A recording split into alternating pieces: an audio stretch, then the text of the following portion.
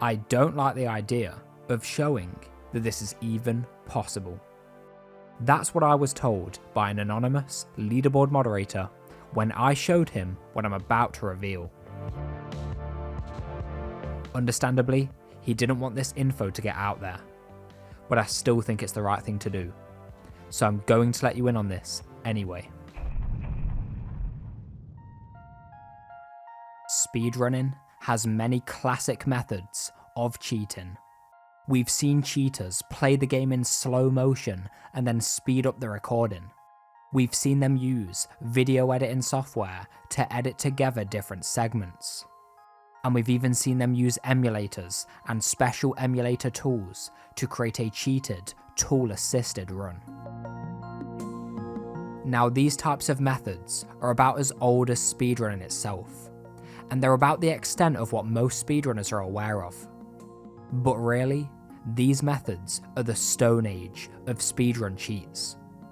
They've been exposed in many ways in the past, but more importantly, they don't really lend themselves to the modern meta of speedrunning. I'm talking about the Twitch.tv live stream meta. So with this in mind, unbeknownst to most runners, there is also a new meta of speedrun cheats. A new meta that's never been exposed to the public before. And in fact, these cheats take a lot of inspiration from what we often see in multiplayer games like Counter-Strike, which by the way has $1 million industry of private cheats. Now let me be clear, I don't want to say too much, I don't want to call out any individuals today, and I know some people are going to be mad at me for even exposing this. But I do think it's better for people to be aware of what's out there. I'm going to focus on Mario 64 today, but it's not the only game where this can apply. So let's get into it. The first stop on this trail is the Mario 64 decompilation. The decompilation is an amazing project that took years to finish. It's the entire source code of the game reconstructed in the C programming language. What this means is that a programmer can read, understand, or even modify any part of the code. People have used this for custom levels, optimizations, even a PC port. But what probably no one told you is that it also has its uses in the cheating underworld. So let's think in the mind of a cheater. How would they go about doing this? Here's the challenge. We need to identify useful areas of the code that we can modify to gain us an advantage. But at the same time, we have to be smart about this. We can't do anything with any traces or visual indicators that could give it away.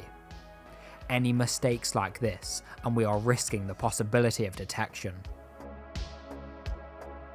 So now the question is, where in the game are cheaters targeting? One of the most obvious locations is the infamous backwards long jump, or BLJ.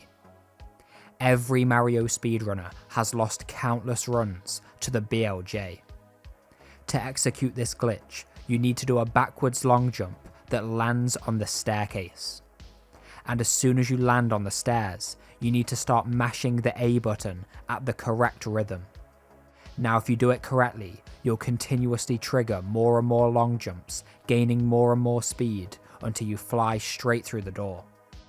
Cheaters are certainly interested in targeting this location. But how? Let's take a look at some of the code. This part of the code executes every time Mario lands from a long jump. And here is the new additional code. This new code will detect whenever you are attempting the BLJ, and it will also detect if you are holding down the A button at the same time. If so, it will automatically perform the BLJ for you by simulating the correct inputs.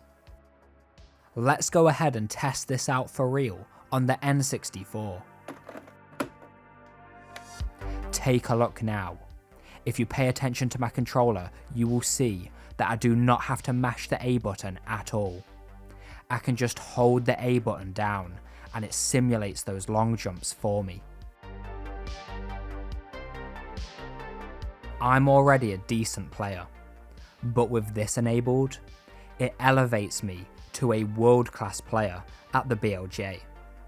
Now, on occasion, this cheat will still fail, but to be honest, that just makes it look even more legit. And the scariest part of this is just how covertly and seamlessly this fits into the normal game. There's nothing stopping me from still doing the BLJ normally if I desire. And in fact, if I gave this copy to a random player, they probably wouldn't even notice that the game had been modified. Now of course, this is not the only area on the radar of cheaters. So let's move on to another key area. The final boss fight with Bowser. This final area makes or breaks any run. To do this fight, you need to rapidly spin around the analog stick to spin Bowser. And then you need to throw him at the perfect timing into the bombs around the arena. The fastest way to beat Bowser, the way that the elite players aim for, is the fabled single spin Bowser. The single spin Bowser is when you can spin around the analog stick so fast that you can throw Bowser into the bombs with only a single rotation. As you can see from this clip, it's absolutely insane. I can guarantee cheaters have this boss fight on their radar. So with this in mind, let's take a look at the code. Here is a part of the code that handles the spinning of Bowser. And here is the extra line that's been added.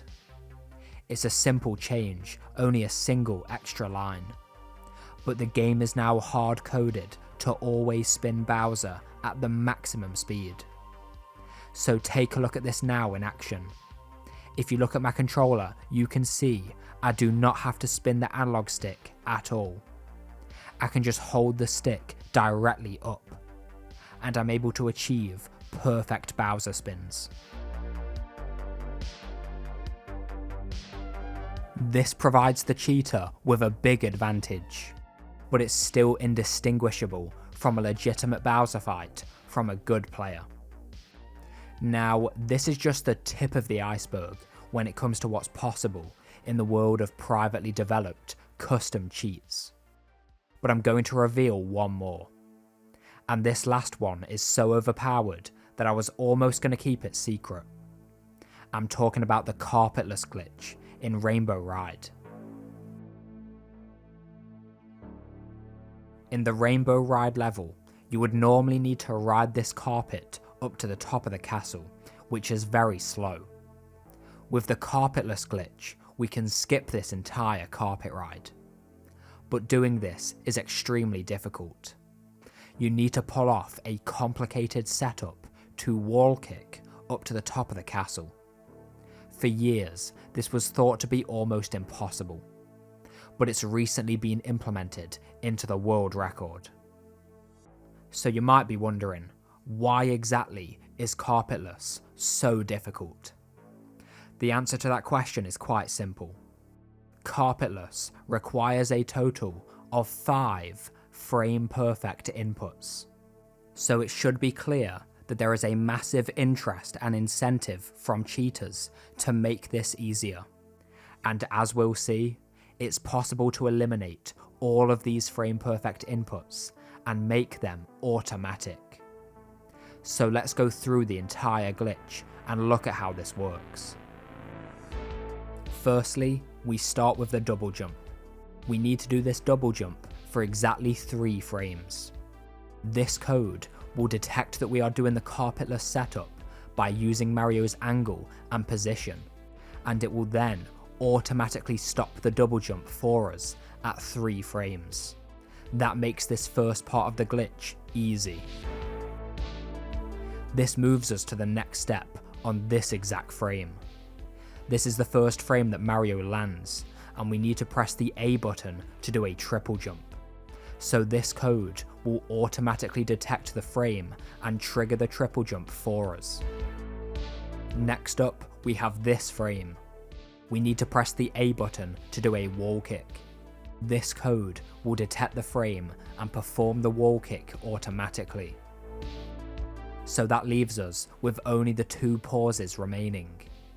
Again, the code looks at Mario's angle and Y coordinate to detect both of the pause frames, and then automatically pauses on both of them. Once we've made it to this last pause, we just have to do the final wall kick up to the top of the castle, which is quite easy. So with this cheat, all 5 of the frame perfect inputs have been eliminated. Here's me playing with this cheat enabled. I'm able to do carpetless again and again, almost effortlessly. The extremely difficult carpetless is now almost trivial.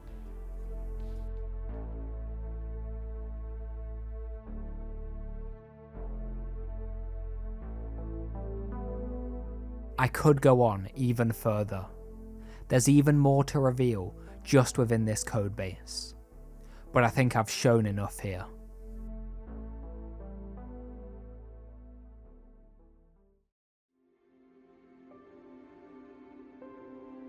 It was probably inevitable that speedrun cheats would get this advanced. But now that we're at this point, this raises a big question. The question of whether any records can truly be considered trustable or verifiable again. Ultimately, to some extent, we have to rely on a runner's credibility and track record. For example, if a runner has a handcam that clearly shows their inputs, that would add a lot of credibility. Many of these cheats would still be possible, but they'd have to be tailored and adjusted, and they would be more limited. Another factor that adds credibility is performance in real life live events. We've even seen Cheese get a world record at a live event a few years ago. He would be a clear example of someone who has established his credibility to the highest level. But in the world of speedrunning, the vast majority of speedruns are in an uncontrolled home environment, and these revelations bring them all into question. Now, I'm very open to hear any further discussions or ideas about any of this in the comments, but at the end of the day, it's going to be down to your personal judgment what you think can be trusted. This is your boy Retro, signing out.